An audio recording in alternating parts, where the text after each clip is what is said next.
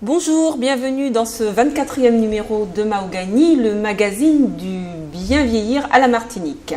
Alors nous abordions ces semaines passées une thématique sur la résidence des personnes âgées. Nous avons vu le maintien à domicile, nous avons vu la résidence en EHPAD. Nous interrompons cette semaine cette série sur la résidence des seniors pour coller à l'actualité, puisque vous le savez sans aucun doute, nous sommes actuellement dans la semaine européenne de la vaccination. Alors nous verrons dans le courant de l'émission ce qu'est cette semaine, à quoi elle sert, quels sont ses objectifs, avec le docteur Ripper de l'ARS. Sur le plateau avec nous pour discuter plus spécifiquement de la vaccination chez les seniors, chez nos parents, chez nos aînés. Nous sommes en compagnie du docteur Lidvine Godard-Simon, gériatre au CHU-M. De l'adaptation à l'actualité. Absolument. Bonjour. Bonjour docteur. Et en compagnie également de madame Elsa Rato, qui est infirmière au réseau gérontologique de la Martinique. Bonjour et bienvenue. Donc, docteur Godard-Simon est une habituée maintenant de Mahogany pour notre plus grand plaisir. Et donc, mademoiselle Rato est donc venue accompagner le docteur pour nous entretenir de ce qu'elle fait au sein de ce réseau gérontologique et plus particulièrement nous donner des indications concrètes et pratiques sur la vaccination au sein de ce réseau. Vous l'avez bien compris, nous abordons aujourd'hui une page santé et médecine.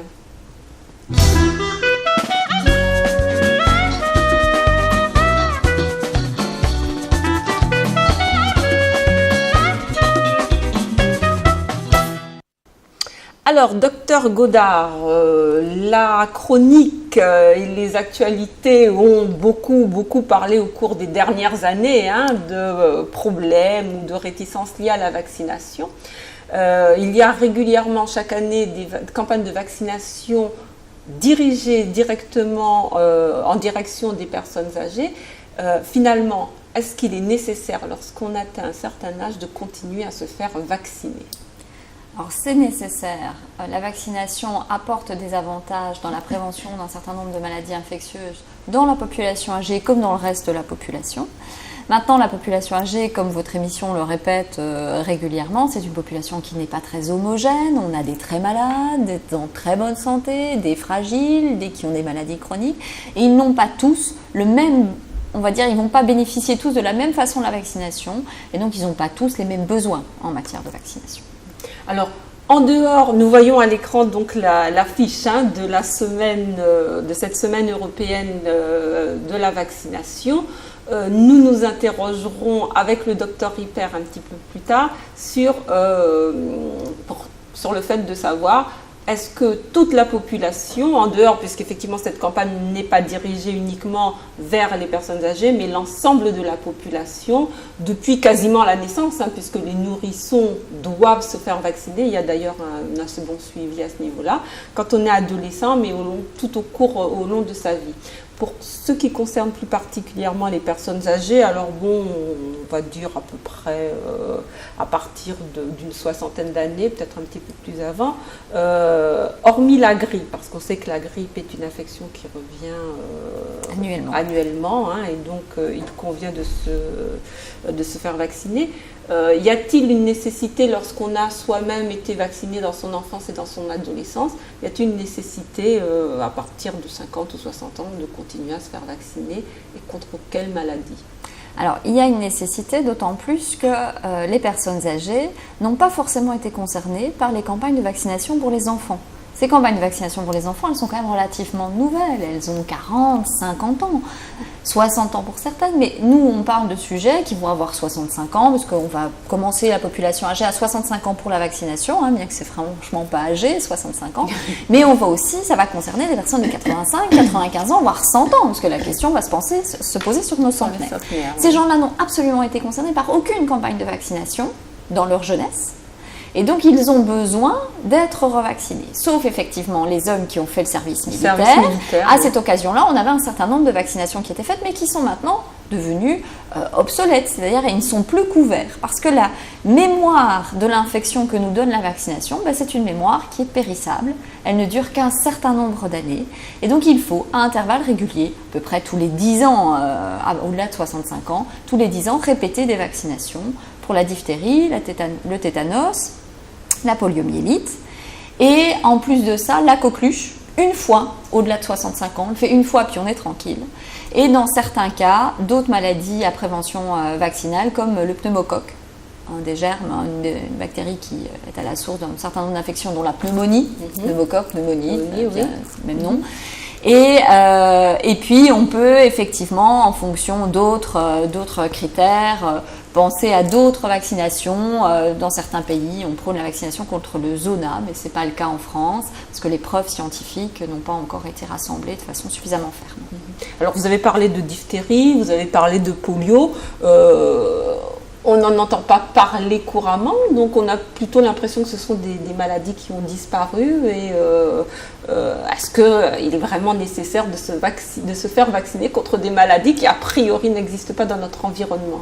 Alors ce sont des maladies qui ont effectivement été éradiquées dans notre population, mais ce sont des maladies qui existent encore dans d'autres populations. Or, l'une des spécificités de notre vie actuellement, c'est que les populations sont migrantes. C'est-à-dire que les gens se déplacent d'un pays à un autre. Et si on veut prendre un cas extrêmement concret, les pays de l'Est, les gens de l'Est viennent facilement, voyagent partout. Pour un certain nombre font partie de l'Europe et voyagent jusqu'ici. Oui, absolument. Les Antilles, y compris pour des raisons professionnelles. Y compris pour des raisons professionnelles. Eh bien, dans les années 90, ce qui n'est pas vieux, il y a eu des épidémies de diphtérie dans les pays de l'Est parce qu'il n'y avait pas de couverture vaccinale. Et donc, ces gens peuvent venir porteurs de la diphtérie qu'ils n'ont pas forcément développée et venir la ramener dans des populations qui normalement ne connaissaient plus cette maladie-là. Si cette population n'est pas protégée, eh ben, elle va développer la maladie. Et donc on peut voir revenir des épidémies de ce type-là chez nous. Très bien, donc même lorsqu'on suppose que une maladie a disparu, il est quand même nécessaire de se protéger parce que d'autres personnes peuvent importer en quelque sorte cette maladie ou lors d'un déplacement à l'étranger ou en métropole, en région parisienne. Lorsqu'il y a des forts courants migratoires, on peut être confronté effectivement à cette maladie. Alors, est-ce que vous pouvez nous expliquer de façon très simple quelle est l'action du vaccin sur l'organisme? Comment ça se passe? Parce que parmi les réticences qu'on observe, il y a le fait que, en fait, on injecte en quelque sorte une partie de la maladie, enfin du facteur de la maladie, et ça peut en faire hésiter beaucoup. Alors il y a deux types de vaccins. Il y a les vaccins où on inocule des virus vivants. Donc on vous inocule le virus, mais dans une quantité très peu importante et vous êtes en très bonne santé, vous allez développer une immunité sans développer la maladie. Et puis on peut vous inoculer aussi des morceaux du virus ou des morceaux du microbe en question et votre organisme va développer une défense. En fait, ça se base sur quoi? Ça se base sur le principe que notre système immunitaire, c'est un petit peu notre police. Et on pourrait considérer que le virus, c'est le terroriste. C'est beaucoup plus facile de se défendre contre un terroriste dont on connaît la figure que contre un terroriste qu'on ne connaît pas. Donc on injecte dans le corps du patient le virus, donc le terroriste, mais de façon à ce qu'il ne puisse pas mener d'action de terrorisme, il ne puisse pas infecter véritablement le patient. À ce moment-là, le système immunitaire prend connaissance avec ce virus-là, apprend à développer une défense contre lui et garde cette défense en mémoire un certain nombre d'années en fonction du virus. Plus le virus est dangereux et moins la mémoire est longue. On a besoin de la réactiver plus souvent. Et le jour où le corps va rencontrer dans d'autres circonstances ce même virus, donc ce même terroriste, le système immunitaire va se souvenir de lui et va tout de suite lancer ses défenses. Il n'aura pas besoin de les fabriquer des nouveaux. Il aura déjà fabriqué une première fois ces défenses-là. Il sera donc beaucoup plus rapide, beaucoup plus efficace. Et donc on peut faire l'infection, mais on va faire une toute petite infection. C'est-à-dire vous allez faire une petite grippe. Au lieu de faire la grippe avec beaucoup de fièvre, avec les yeux qui coulent et de faire une pneumonie derrière, vous allez faire un gros rhume, vous allez être pas bien pendant 2 jours, puis après vous allez être tranquille. C'est ça le principe, de la vaccination. Donc effectivement, les doses injectées ne peuvent pas déclencher une réaction, enfin la maladie dans une forme... En théorie, non. En pratique, on est quand même sur un médicament. Je l'ai déjà dit dans votre émission, tous les médicaments ont des effets positifs et des effets négatifs. Vous ne me ferez pas dire qu'en aucun cas, jamais au monde, un vaccin ne pourra rendre quelqu'un malade. Néanmoins, le risque que quelqu'un soit malade, il est calculé pour être vraiment très, très, très, très faible, de l'ordre d'une personne sur 100 000 ou d'une personne sur 150 000 ou d'une personne sur 1 million en fonction du vaccin. On est quand même loin de risque d'autres médicaments que les gens prennent quotidiennement sans se poser trop de questions. Absolument. Alors, est-ce que l'introduction de ces virus ou microbes, même en quantité infinitésimale, est également conseillée, recommandée dans le cadre de personnes, donc déjà avec un organisme vieillissant ou très vieillissant, mais atteintes également de pathologies particulières. Comme on sait que les seniors peuvent être atteints effectivement de multipathologies. On en a discuté également. Alors je dirais qu'il faut diviser deux types de populations. On a d'une part les sujets âgés très malades, c'est-à-dire ceux qui sont confinés au lit, dans les institutions ou à domicile, parce qu'on en a un grand nombre à domicile, parfois peu communicants, s'alimentant peu. Ces personnes-là vont être peu en mesure de développer ce qu'on appelle une réponse vaccinale. C'est-à-dire on va leur injecter le vaccin, ça ne va pas leur faire de tort, mais derrière, leur organisme ne va pas vraiment être capable de créer sa défense. Parce que l'organisme n'est plus capable de faire grand-chose. Et que tous les systèmes subissent le vieillissement, y compris l'immunité. C'est ce qu'on appelle l'immunosénescence, un mot un peu compliqué, pour expliquer qu'en vieillissant, on est moins capable, en règle générale, de se défendre contre les infections. D'accord. Donc on n'est plus malade, l'organisme vieillit, on n'est plus malade et en fait on se défend encore moins. On se défend encore moins et ça veut dire qu'aller les vacciner, ces gens-là, ça n'a sans doute pas beaucoup d'intérêt parce qu'on ne peut pas du tout être sûr qu'une fois qu'on les aura vaccinés, ça va être efficace. Donc le vaccin ne les protège pas forcément, donc on ne va pas les exposer à un risque d'effet indésirable. Si, puis c'est quand même une injection, c'est quand même bon. C'est pas nécessaire, c'est sans doute pas ceux-là qui vont tirer bénéfice. Ça c'est quand même, il faut demander quand même l'avis du médecin traitant. Je pense que c'est utile qu'il se prononce sur l'intérêt de la vaccination dans ce cadre-là.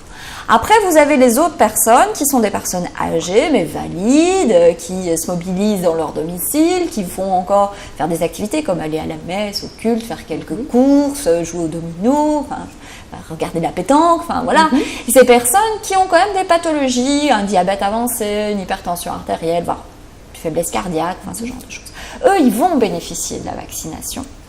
Et ils vont même bénéficier de certaines vaccinations adaptées, comme par exemple le pneumocoque, qui ne doit pas être donné à tout le monde, mais par contre est indiqué chez toutes les personnes qui ont une insuffisance cardiaque ou une insuffisance respiratoire. Donc effectivement, le vaccin chez le sujet âgé, c'est pas comme chez l'enfant. Chez l'enfant, on vaccine à tour de bras parce que 99% des enfants sont éligibles, ils peuvent se faire vacciner et ça va leur servir. Chez les sujets âgés, il faut réfléchir un petit peu plus. D'accord, donc on s'entoure et on demande un avis médical qui tiendra compte des différentes pathologies de l'âge et finalement, d'une façon générale, de l'intérêt à vacciner. Exactement. D'accord. Donc c'est valable pour toutes les vaccinations ou pour certaines seulement? Par exemple, pour la grippe, on conseille de vacciner tout le monde, y compris les personnes très âgées? Non, ça. Alors, on manque de données. Si vous voulez, cette influence du vieillissement sur la capacité à faire une réponse, c'est quelque chose qui a été développé très récemment. C'est à moins de 10 ans. Avant, on ne pensait pas que tout vieillissait comme ça. Donc, on manque de données probantes, de données vraiment vérifiées.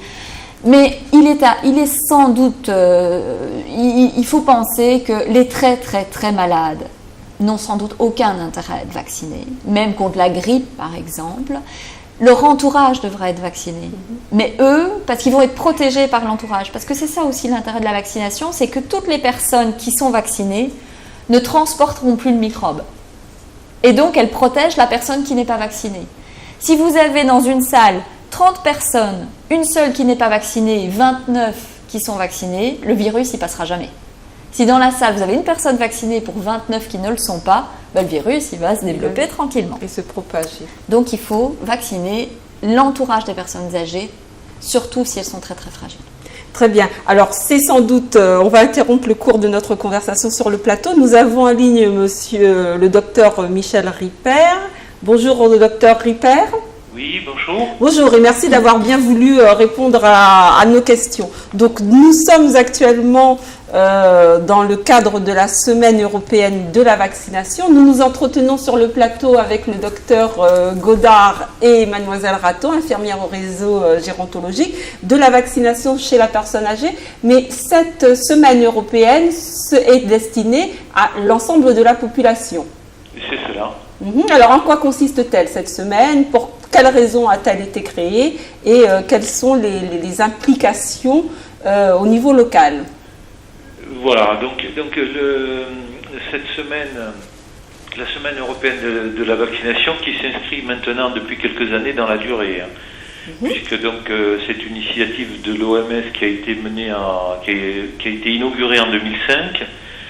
Et que la France donc participe depuis 2007. En Martinique, ça fait 5 ans que nous participons à cette semaine européenne de la vaccination. Donc l'objectif, c'est d'assurer une meilleure compréhension des enjeux de la vaccination auprès de la population générale et donc d'essayer de faire en sorte de consacrer donc à la vaccination qui est la méthode préventive la plus efficace, puisque donc grâce à la vaccination, on peut prévenir efficacement des maladies qui sont parfois mortelles. Très bien. Alors, c'est une semaine européenne, c'est-à-dire que des initiatives sont prises, d'après le nom, dans l'ensemble des pays européens. Est-ce que les pays européens sont au même niveau en termes de vaccination? Est-ce que vous avez des données sur ça? Les vaccins donc sont disponibles dans tous les pays européens. Donc nous disposons des mêmes produits pour vacciner. Les calendriers peuvent être un peu différents d'un pays à l'autre, mais on va dire que globalement tous les calendriers marchent. Alors, je vous reprends sur le terme de calendrier. Donc le calendrier vaccinal, c'est un calendrier qui établit les délais ou les dates auxquelles, ou les âges auxquels les personnes doivent se faire vacciner. Exactement. Donc c'est à partir de la naissance jusqu'à aux âges les plus avancés. Ça rythme, suivant les données scientifiques, bien entendu, donc les moments, les rendez-vous vaccinaux auxquels donc il est recommandé de participer pour avoir une bonne couverture vaccinale et se protéger donc des maladies. Et donc généralement donc ce calendrier vaccinal, vous le comprenez bien, consacre aux nourrissons et aux premiers âges de la vie une part plus importante, puisque c'est là où on peut contracter plus de maladies et où on a besoin d'être immunisé. Très bien. Alors, où peut-on se procurer ce calendrier vaccinal? Est-ce qu'il existe des structures où le grand public peut se procurer ce calendrier? Alors, ce calendrier vaccinal, donc, il est en ligne sur le site de l'INPS, l'Institut National de Prévention et d'Éducation pour la Santé. Il y a, il me semble, un site particulier qui s'appelle semainevaccination.fr. Sinon, nous en avons en format carte postale qui est particulièrement lisible. Et donc, c'est un document qui n'est pas qui est du domaine du public, je veux dire. Oui. Il suffit simplement d'avoir la bonne adresse pour se le procurer. L'Observatoire de la santé de la Martinique en a en quantité suffisante également. D'accord, très bien. Donc on peut éventuellement se renseigner auprès de l'ARS qui pourra... De l'ARS ou de l'Observatoire de la santé, et on peut en avoir. La méthode la plus simple aujourd'hui, c'est de le télécharger. Sur le site internet de l'INPES. Alors, à côté du calendrier, il y a quelques années, je ne sais pas si ça existe toujours, il y avait quand même des carnets de vaccination qu'on peut perdre au long de sa vie, mais il existait un carnet où étaient référencées les vaccinations qu'on avait pu prendre. Alors aujourd'hui, comment on fait si on n'a plus ce carnet, si on l'a perdu, si on ne sait pas si on était déjà vacciné contre telle ou telle maladie? Voilà, donc ce qu'il est important, c'est pour éviter ce genre de situation, d'être un acteur actif de sa santé et notamment de ses vaccinations. Donc il est de bon ton pour les citoyens de s'informer sur leur santé, notamment sur les vaccinations. Cette manière de procéder permettra d'avoir un meilleur souvenir. Mais évidemment, le meilleur moyen d'avoir une traçabilité de cela, c'est d'avoir un carnet de santé à jour, puisqu'il y a une partie qui est consacrée donc aux vaccinations dans ce carnet de santé. Le carnet de santé qu'on emmène lorsqu'on va chez son médecin. Le carnet de santé qu'on a à la naissance et qui permet où il y a différentes pages qui permettent de retracer un petit peu la vie et la santé de l'enfant. Alors il y a d'autres initiatives, il y a notamment un site internet qui s'appelle mesvaccins.net, si je ne me trompe pas, si je ne m'abuse pas, qui est une version un peu électronique de cette chose et qui permet d'avoir des informations, notamment sur le calendrier vaccinal. Donc, et c'est une méthode un petit peu plus moderne. Oui, très actuelle et qui permet en tout cas d'éviter à l'occasion d'un déménagement ou d'un cambriolage éventuellement de perdre des informations contenues dans le carnet. C'est cela. Alors avant, il y a quelques dizaines d'années, ça avait moins d'importance parce qu'il y avait beaucoup moins de vaccins disponibles. Je veux dire, il y a 20 ans, 30 ans, on vaccinait contre la diphtérie, le tétanos, le polio, la tuberculose et puis c'était quasiment tout, quoi. Aujourd'hui, on a de multiples vaccins sont disponibles, donc une bonne dizaine de vaccins sont disponibles pour les plus recommandés. Et effectivement, il y a un effort de mémoire à faire, surtout sur des maladies qu'on ne voit plus, comme je ne sais pas moi, la polio, la diphtérie. Voilà, la polio, la diphtérie, le tétanos. Bien heureusement, on n'en voit plus. Mais on n'en voit plus parce qu'on est bien vacciné. Tout à fait. Donc elles peuvent, à l'occasion de la rencontre avec des gens non vaccinés, elles peuvent ressurgir, d'où l'importance de la vaccination. Ce sont des maladies qui ne sont pas éradiquées. La seule maladie éradiquée au niveau de la planète a été la variole dans les années 80. Donc, on ne vaccine plus contre la variole, puisque ça n'a aucun intérêt, la maladie a été éradiquée. Il ne faut pas confondre éradiquer, c'est la disparition du virus ou du vecteur, et éliminer, où c'est une situation où, grâce à la vaccination notamment, la vaccination de l'ensemble de la plus grande partie possible de la population, il y a une espèce d'immunité collective qui s'est formée, et la maladie ne peut plus passer d'un individu à l'autre. C'est deux choses différentes. Très bien. Écoutez, je vous remercie, docteur Ripert. Nous allons en rester là. Donc, nous retiendrons l'importance de la vaccination d'une façon pour la collectivité à titre individuel, mais également pour l'activité, puisqu'elle constitue en quelque sorte un rempart contre les maladies qui, même si on ne les voit pas, subsistent toujours géographiquement à l'échelle du globe. Tout à fait. Très bien. Donc, les informations, vous avez des informations disponibles sur le site de l'ARS, si je ne m'abuse. Oui. Également sur un site spécialisé dédié à la semaine européenne de la vaccination 2013. Nous donnerons les coordonnées du site. Et donc, le message à retenir, c'est qu'il faut se faire vacciner. Une dernière question, au niveau local, est-ce qu'il y a des initiatives particulières pour les gens qui souhaiteraient avoir de plus amples informations? Je crois que le plus simple, c'est de se retourner vers son médecin généraliste qui est à même d'avoir un conseil vaccinal par rapport au statut vaccinal de la personne. Très bien. Merci beaucoup, docteur Ripert. Je vous en prie. Au revoir. Merci, au revoir. C'était donc le docteur Ripert de l'ARS. qui va dans le sens et dont les conseils s'appliquent à l'ensemble de la population. Donc, il a parlé de ce calendrier vaccinal qui permet de retracer son histoire. Il est affiché à l'écran. Donc, un calendrier qui permet de voir l'ensemble des vaccins, obligatoires ou recommandés. Et également les périodes de la vie où il est intéressant et nécessaire de se faire vacciner. C'est simple, efficace. Et donc on voit effectivement selon les âges qu'il y a quand même des vaccinations recommandées. Recommandées parce qu'il n'y a rien d'obligatoire chez le sujet âgé. Rien d'obligatoire chez le sujet âgé. Donc,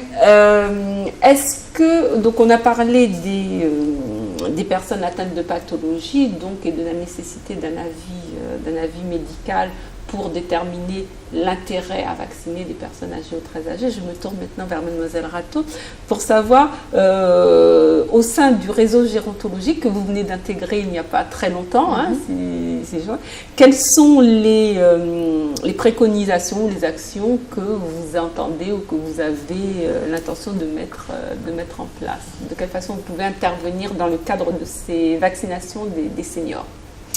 Alors, en fait, le réseau gérontologique de la Martinique s'intéresse aux personnes qui ont 75 ans et plus, et il leur propose des évaluations à domicile, de se mettre en contact avec les intervenants qui les prennent en charge à la maison. Donc ça peut être leur médecin traitant, les infirmiers libéraux, d'autres acteurs, les pharmaciens par exemple. Et alors, pour le réseau gérontologique, ça peut être ce lien-là en fait, se mettre en contact avec tous les intervenants qui entretiennent des relations avec les adhérents du réseau, pour voir avec eux si des choses sont mises en place par rapport à leurs patients, et pour leur proposer éventuellement de mettre des choses en place comme la vaccination, peut-être leur rappeler que les infirmiers libéraux et les autres infirmiers sont en mesure depuis 2008 de vacciner contre la grippe sans prescription médicale. D'accord, donc en fait vous agissez comme un acteur, un coordinateur. Voilà, ça rentre dans la coordination. Tous les acteurs du secteur, qui s'intéressent aux seniors, aux personnes âgées. Donc on a noté, à partir de 75 ans, on rentre dans le cadre de votre champ d'action. Tout à fait. Donc alors concernant plus particulièrement la vaccination, donc les infirmières sont habilitées à délivrer un type de vaccination. Alors, un type de vaccination, donc c'est le vaccin antigrippal. Le critère qu'il ne faut pas oublier, c'est qu'elles ne sont pas habilitées à le faire si c'est la première injection.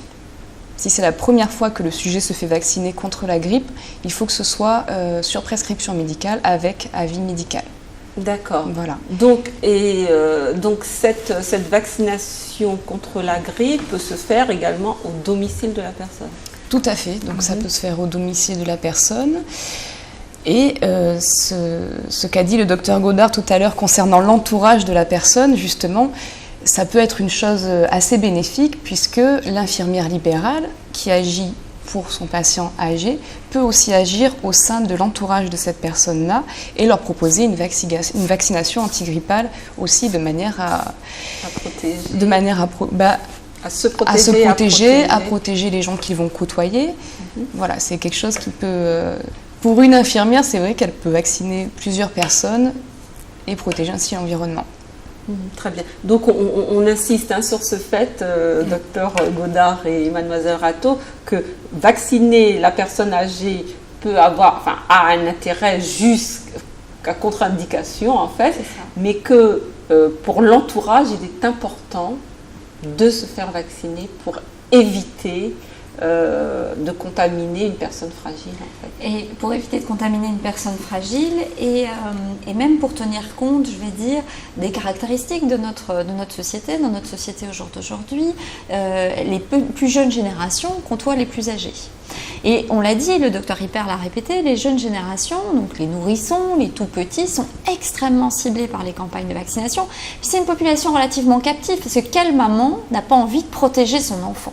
Donc, quelle maman ne va pas vacciner? Sauf si elle a des grosses convictions pour la vaccination. Donc, c'est une population qui est extrêmement bien vaccinée. Et donc, qui ne développe plus la maladie. Mais ça n'empêche pas de balader la maladie, de la transmettre. Et notamment, on va prendre un exemple tout simple, la coqueluche. Tous les enfants sont vaccinés contre la coqueluche et c'est très bien. Et les soignants rencontrent très peu, c'est tout comme un chant du coq dans lequel on parlait, c'est tout qui faisait vomir. Enfin, on voit plus ça. On voit plus ça depuis des dizaines d'années, mais effectivement, d'ailleurs, dans la mémoire collective martiniquaise, il y a encore des chansons qui parlent de la coqueluche. Eh bien, au jour d'aujourd'hui, la population touchée par la coqueluche, ce sont les sujets âgés, par le phénomène du cocooning. C'est-à-dire le petit enfant est pris en charge par ses grands-parents à la maison, pas parce que maman et papa travaillent. Lui, il est vacciné, il va éventuellement à la crèche la moitié du temps, il peut rencontrer des enfants qui sont moins bien vaccinés que lui ou je ne sais pas quoi. Enfin bon, il peut être porteur de cette coqueluche. Il l'emmène au domicile de ses grands-parents qui hébergent éventuellement l'arrière-grand-mère, l'arrière-grand-père, enfin voilà. Et on a donc des infections de sujets âgés par transmission comme ça à l'intérieur du domicile. Et donc, c'est vrai qu'il faut que tout le monde soit vacciné, il faut que le sujet âgé, dans la mesure du possible, soit vacciné, parce qu'en plus, quand il va développer la coqueluche, le sujet âgé ne va pas vous faire la toux aboyante et il ne va pas vous faire le tableau de la coqueluche des chansons martiniquaises. Il va vous faire une espèce de tableau bâtard qui ne va plus ressembler à rien et personne ne va penser à la coqueluche. Parce que la coqueluche, c'est une maladie d'enfant. Absolument. Alors, pour rester sur le problème des maladies d'enfants, il y a eu récemment, alors je ne sais pas s'il y avait des personnes âgées touchées, il y a eu récemment une épidémie de varicelle. Donc, on a plutôt tendance, et j'ai cru comprendre que désormais, il était possible de se faire vacciner, enfin, on vaccinait contre la varicelle. On vaccine contre le virus de la varicelle, qui est le même que celui de l'herpès, qui est en fait le virus du zona.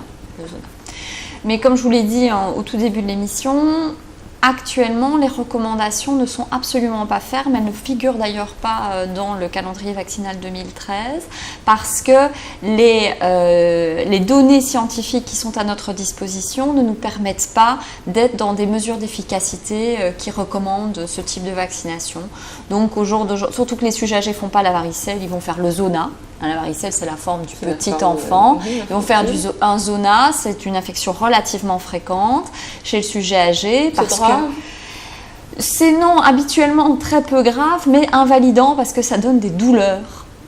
Ce qu'on appelle les douleurs post-zostériennes, c'est des douleurs à type de brûlure sur la zone où on a développé le zona, sachant que le zona, c'est une infection qui se manifeste sous forme de macules et de papules, donc c'est des espèces de bulles qui apparaissent sur la peau à l'intérieur duquel il y a le liquide, et dans le liquide, il y a beaucoup de virus. Et puis ça sèche et ça donne des douleurs. À part le zona du visage, c'est pas très très dangereux, mais c'est invalidant.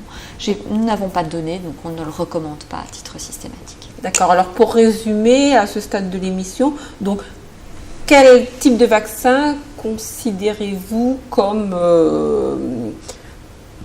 fortement recommandé pour les personnes âgées? Alors on va suivre le calendrier vaccinal 2013 qui là-dessus est assez bien fait. Diphtérie, tétanos, polio, comme on l'a dit, tous les 10 ans, du fait de cette difficulté à garder sa mémoire vaccinale chez le sujet âgé. Une fois à partir de 65 ans, la coqueluche, pour se prémunir contre l'effet du cocooning. Et le tétanos, j'insiste parce que le docteur Ripper nous a dit, on ne le voit plus trop, 173 cas en 10 ans en France, donc dans les 10 dernières années. Le problème, c'est que c'est mortel dans la moitié des cas et que ça touche essentiellement des femmes et des personnes âgées qui ne sont pas vaccinées. Parce qu'en fait, c'est une maladie qui s'attrape, c'est le jardinier du dimanche ou le bricoleur du dimanche, vous savez, ça s'attrape dans la terre, sur les objets rouillés, ce genre de choses. Et on en a en Martinique, nous on en a soigné un cette année, donc il y en a. Des cas de tétanos quand même. Des cas de tétanos, ce sont des gens qui vont systématiquement en réanimation. Donc c'est une maladie qui touche pas énormément de gens, mais quand elle touche quelqu'un, il a quand même très peu de chances, malheureusement, d'être guéri. Et d'être guéri sans séquelles quand on est âgé, c'est compliqué. Donc pour revenir à votre question, la grippe, la vaccination antigrippale tous les ans. Tous les ans. Parce que le virus change et qu'il est adapté tous les ans. Et ensuite, chez les insuffisants cardiaques, les insuffisants respiratoires, le pneumocoque, qui ne doit être fait qu'une fois aussi au-delà de 65 ans. Donc c'est pas grand-chose. Et dont l'efficacité est largement augmentée quand il est combiné au vaccin de la grippe. C'est-à-dire qu'en fait, Le pneumocoque protège des surinfections de la grippe et le vaccin de la grippe protège contre les surinfections par le pneumocoque. Donc on a tout intérêt à faire le pneumocoque une fois et la grippe chaque année et là on a la couverture maximale. Très bien.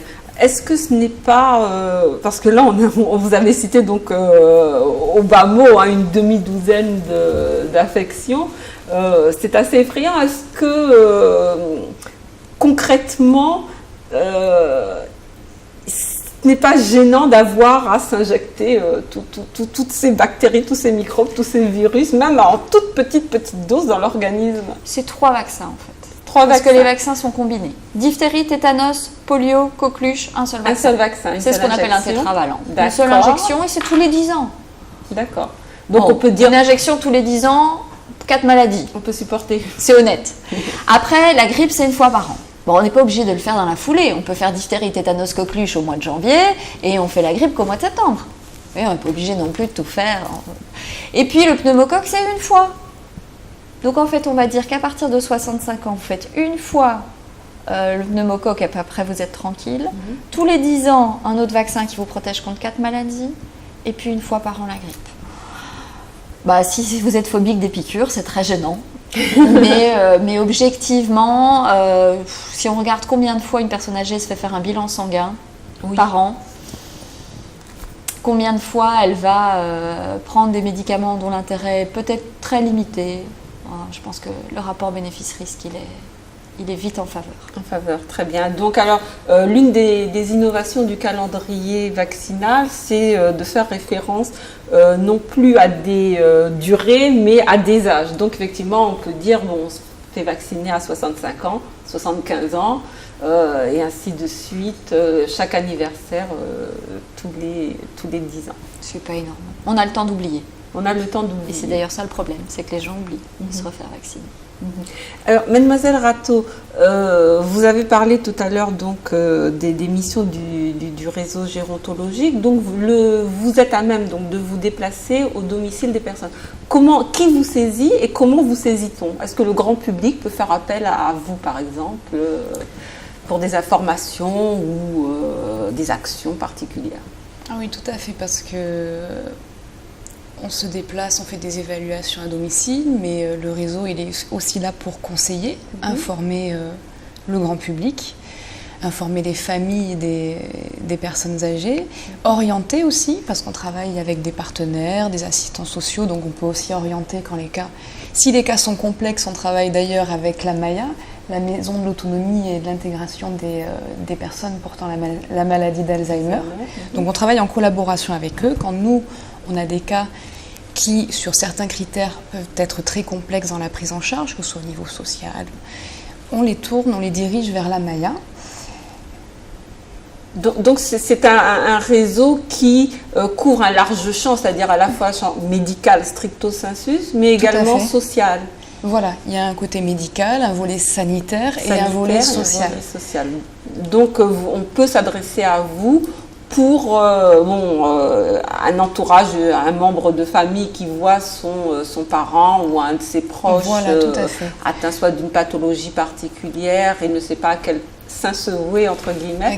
Vous êtes un des acteurs auxquels on peut faire appel. Voilà, tout à fait. On peut conseiller des démarches, on peut mettre en place des démarches parce que les personnes sont parfois mal informées sur les démarches à suivre, par exemple pour mettre des aides en place pour des personnes qui sont en perte d'autonomie à leur domicile. Les adhérents peuvent nous être orientés par les médecins traitants qui ont connaissance du réseau et qui orientent les familles vers nous. Ils peuvent être orientés aussi par la consultation mémoire du CHU, des gens qui sont suivis en consultation mémoire et qui sont signalés par les médecins ou les neuropsychologues pour pallier à certains problèmes qu'ils peuvent rencontrer à domicile ou que leurs proches, leurs aidants référents peuvent rencontrer aussi, parce que c'est parfois difficile de soutenir une personne qui est porteuse de démence. Et donc ces aidants-là ont besoin aussi qu'on les aide. Voilà, donc ça peut être par ce biais-là, et du coup on va donner peut-être les numéros de téléphone du réseau, parce que ça peut être aussi par le biais d'entretien téléphonique pour un premier contact, des premiers conseils qui soient efficaces et plutôt rapides. Donc vous avez le numéro vert, le numéro gratuit. Alors, ça, c'est le 0800 001 195. Et vous avez un autre numéro de fixe, donc le 05 96 75 88 58. Donc vous êtes un des acteurs qui interviennent effectivement pour mettre en place, pour orienter et permettre la mise en place de dispositifs particuliers pour... Dans le but d'optimiser au maximum la prise en charge. Et c'est vrai qu'on essaye toujours de sauvegarder le maintien à domicile. Parce que la plupart du temps, c'est vrai que c'est le désir des personnes de rester chez elles, de ne pas forcément être en institution. Donc on essaie de respecter au maximum ce désir en mettant le plus de choses possibles en place. D'accord, très bien. Alors le docteur Godard, vous êtes également vous intervenez au sein du réseau gérontologique avec le docteur Fano que nous avons eu l'occasion de recevoir dans Mahogany. Quelle est la constitution, la composition du réseau Alors au jour d'aujourd'hui, nous avons un réseau qui est un petit peu, je dirais, déforcé au niveau de son personnel. Idéalement, il nous faudrait un assistant social, une infirmière et un médecin. Au jour d'aujourd'hui, nous avons une infirmière, mademoiselle Rateau, qui est là. Nous n'avons pas l'assistant social et nous intervenons, le docteur Fanon et moi-même, en tant que médecin du réseau. Mais comme l'a dit mademoiselle Rateau, on s'appuie énormément sur les autres structures existantes parce que le but, c'est pas non plus de rajouter des structures les unes sur les autres. Et qu'il y a en Martinique quand même une belle couverture médico-sociale. Et donc, on s'appuie sur cette couverture, que ce soit les CLIC, les CCAS, on est énormément en rapport avec le Conseil général, avec l'ARS qui nous aide aussi, et avec la MAIA, donc cette maison pour l'autonomie et l'intégration des patients porteurs d'une maladie d'Alzheimer, qui est arrivée en Martinique il y a 1 an et qui vient d'installer en fait ces gestionnaires de cas, donc des personnes qui sont entièrement dévouées à la gestion de situations médico-psychosociales complexes, de sujets âgés, que des sujets âgés. Et donc on travaille dans les mêmes locaux, donc ça veut dire qu'on peut se rendre à domicile avec eux. Ça permet de faire des relais, ça veut dire qu'on peut aussi leur demander de prendre la suite de l'action du réseau quand ça dépasse les compétences de notre équipe qui n'est pas suffisamment nombreuse, on va dire, dans un territoire qui a quand même 30 000 personnes âgées de 75 ans et plus. Chiffre qui ne va pas décroître. Non, heureusement, elle ne nécessite pas toute une prise en charge. Une prise en charge, absolument. Très bien. Donc, dans le cadre de cette semaine de la vaccination, est-ce que vous avez prévu des actions ou des actions de sensibilisation particulières ou de quelle façon pouvez-vous intervenir ? Alors, le réseau s'est engagé depuis plus d'1 an maintenant dans un projet de recherche qui s'appelle VASAM, Vaccination Sujets Âgés Martinique. C'est une action de recherche qui est menée à la fois avec le CHU Martinique, la Société martiniquaise de gérontologie et de gériatrie et le réseau, et qui a pour but de faire d'abord l'état des lieux de la vaccination des sujets âgés en Martinique. Projet ambitieux, compliqué. Et ensuite, une fois que cet état des lieux sera fait, d'établir des actions pour améliorer la couverture vaccinale des sujets âgés. Donc on est là vers la fin de l'état des lieux, sachant qu'on a dû un petit peu réviser nos ambitions parce que les données sont extrêmement compliquées à récolter. Comme vous le disiez, carnet de vaccination, c'est compliqué. Donc on a fait des enquêtes auprès des médecins traitants. On a fait des enquêtes par voie électronique auprès des médecins d'EHPAD, parce qu'une population facile à évaluer, c'est la population qui est en maison de retraite, parce qu'elle est un peu captive. Oui, tout donc à c'est fait. beaucoup plus simple, mais en même temps, elle n'est pas représentative des sujets âgés, parce que si elle est en maison de retraite, c'est qu'il y a une bonne raison. Et il y a toute une partie de la population qui n'est pas en maison de retraite. Donc on arrive à la fin de cette phase d'évaluation, les données restent encore à analyser, mais qui effectivement nous montrent que les sujets âgés sont très mal vaccinés. C'est des espèces de données préliminaires, sont très mal vaccinés, que les recommandations sont peu connues, parce qu'elles changent aussi. Oui, et pour les médecins traitants, c'est pas facile, parce qu'on les a matraqués avec les sujets jeunes et pas tellement avec les sujets âgés. Donc, ils ont une tâche extrêmement compliquée. Et on va entamer aujourd'hui, en association avec l'ensemble des acteurs du territoire, c'est-à-dire la sécurité sociale, tous ceux qui voudront se mettre autour de la table, l'action de qu'est-ce qu'on fait pour améliorer cette couverture vaccinale avec, on l'espère, des campagnes d'information auprès du grand public en commune, parce qu'il faut aller toucher les gens là où ils sont. Oui, bien sûr. Et action tournée d'une part vers les acteurs de santé et d'autre part vers le grand public sur pourquoi vacciner, qui vacciner, comment vacciner. Est-ce que cette étude sera accessible au grand public lorsque vous l'aurez analysée, finalisée? Alors, nous, on a le souhait de communiquer sur cette étude comme on l'avait fait quand il y a une étude qui a été faite avec l'Observatoire de la santé de la Martinique sur les maladies d'Alzheimer, c'était l'enquête Alzheimer. Donc, c'est vrai qu'on communique beaucoup auprès de la population parce que tout compte fait, ces chiffres lui appartiennent. Mais au jour d'aujourd'hui, on n'est pas en mesure de le faire autrement qu'à travers des actions de communication comme on peut en mener en règle générale quand nous nous déplaçons ou bien à l'intérieur de congrès pour les soignants martiniquais, enfin des choses qui se font en local. Mais bien sûr, on fera le maximum pour que ces données soient connues. Écoutez, nous prenons date déjà à Mahogany pour rediscuter et analyser avec vous les résultats de cette étude. Considérez-vous aujourd'hui que, alors vous avez parlé du cas particulier c'est ce qui nous occupe aujourd'hui, des personnes âgées, des mal vaccinées, considérez-vous aujourd'hui qu'il y a des efforts à faire encore pour améliorer la couverture vaccinale de nos seniors? On ne peut que s'améliorer. Ça, c'est le côté positif, c'est la nouvelle positive du jour, c'est que nous ne pouvons que nous améliorer. Les couvertures vaccinales sont très peu importantes et tout particulièrement, je vous dis, on a beaucoup de chiffres en EHPAD, donc en maison de retraite, où on se rend compte que les personnes sont relativement mal vaccinées. Donc on peut améliorer la couverture vaccinale sur la grippe par exemple, ou le pneumocoque dont on a parlé, mais aussi tout ce qui est le tétanos pour les personnes qui sont valides.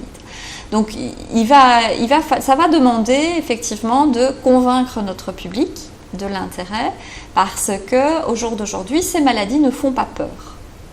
Parce que leur risque de mortalité, c'est-à-dire les gens pensent qu'on ne meurt plus de la grippe ou on ne meurt pas d'une pneumonie. Or, ce n'est pas le cas, on meurt de ce genre de choses. Et tout particulièrement quand on est déjà âgé, qu'on réagit moins bien aux infections, qu'on se défend moins bien. Et qu'on a déjà des pathologies affaiblissantes par ailleurs. Donc on doit parvenir à convaincre, et pour convaincre il faut communiquer, et votre émission est justement, je veux dire pour nous, une chance de faire passer ce message, que la petite piqûre qui va être faite, cet organisme qu'on va nous injecter, c'est vrai que ça ne fait pas très envie. Non, pas vraiment. Ça ne fait pas très envie, mais ça va peut-être être ce qui va nous sauver la vie, pas aujourd'hui, pas demain, mais dans 5 ans ou dans 10 ans. Et c'est particulièrement vrai avec des facteurs pathogènes comme le tétanos, où on sait qu'une personne sur 2 meurt du tétanos. Donc la vaccination a tout son intérêt. A tout son intérêt, d'autant plus si on veut, alors c'est le slogan de l'émission, bien vieillir, mais également profiter de ces petits-enfants, voire de ces arrière-petits-enfants, puisque de toute façon, compte tenu de l'allongement de la durée de la vie, on aura de plus en plus tendance à voir les générations arriver après nous.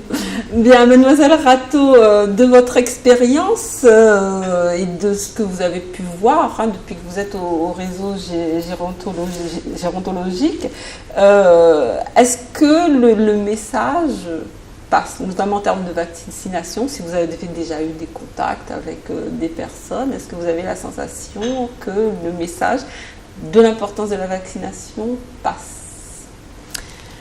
Alors c'est vrai que pour le moment j'ai été confrontée à des cas qui nécessitaient d'autres choses que le rapport à la vaccination. Donc je vous avouerai qu'à ce niveau-là, je n'ai pas beaucoup d'expérience pour le moment. Pas encore de retour, oui. Par rapport au réseau. Mais c'est vrai qu'on reste dans cette espèce de croyance que le vaccin a plus de désavantages que de bénéfices. Et ça, c'est quelque chose dans la vie de tous les jours qu'on peut entendre, comme dans la vie professionnelle. Absolument. C'est un petit peu l'attitude vis-à-vis des assurances. Tant qu'on n'est pas atteint, on pense que ça ne sert à rien. Ça ne sert à rien et qu'on n'a pas forcément envie de se faire du mal. Très bien. Est-ce que vous avez des objectifs? Non, l'étude n'est pas encore arrivée à son terme, donc pas de définition d'objectifs précis en termes de vaccination, de couverture vaccinale? Non, il faut d'abord qu'on ait établi quelle est la couverture vaccinale aujourd'hui, et puis, je veux dire, pour essayer d'augmenter la couverture vaccinale, se donner un objectif en pourcentage. Mais c'est déjà, je pense, un point positif qui est cet intérêt pour la vaccination qui revienne, parce que depuis il y a 5 ans ou 10 ans, on n'en parlait pas, la vaccination chez le sujet âgé. Donc déjà en faire un sujet, déjà se dire, bah oui, tout compte fait, ça les concerne. Je pense que voilà, il faut aujourd'hui avancer avec des objectifs modestes, mais qui vont porter leurs fruits. Et je pense qu'effectivement, la semaine européenne va aider à cette prise de conscience de l'importance d'une vaccination bien ciblée. Très bien. Bah, écoutez, nous à Mahogany, on espère contribuer de façon régulière à ces campagnes de sensibilisation sur la vaccination, mais à d'autres campagnes également. Nous aurons l'occasion, de toute façon, c'est une habitude, de vous recevoir à nouveau pour nous entretenir de pathologies, d'autres pathologies particulières. Le message que j'espère vous aurez bien voulu retenir, c'est qu'il faut absolument se faire vacciner pour se protéger soi-même, mais également pour protéger son entourage. Demander un avis médical dans le cas de personnes très âgées sur lesquelles la vaccination n'aura pas forcément les mêmes effets que sur un sujet un petit peu plus jeune et en meilleure santé. Nous souhaitons tous bien vieillir à la Martinique. C'est ce que nous espérons avoir contribué à faire, en tout cas pour notre modeste participation. Nous nous retrouvons la semaine prochaine pour un nouveau numéro de Mahogany. Nous restons à votre disposition pour toute information complémentaire, bien entendu. À très bientôt. Merci mesdames. Merci à vous. Au revoir. Des informations que vous avez bien voulu nous communiquer. À très bientôt.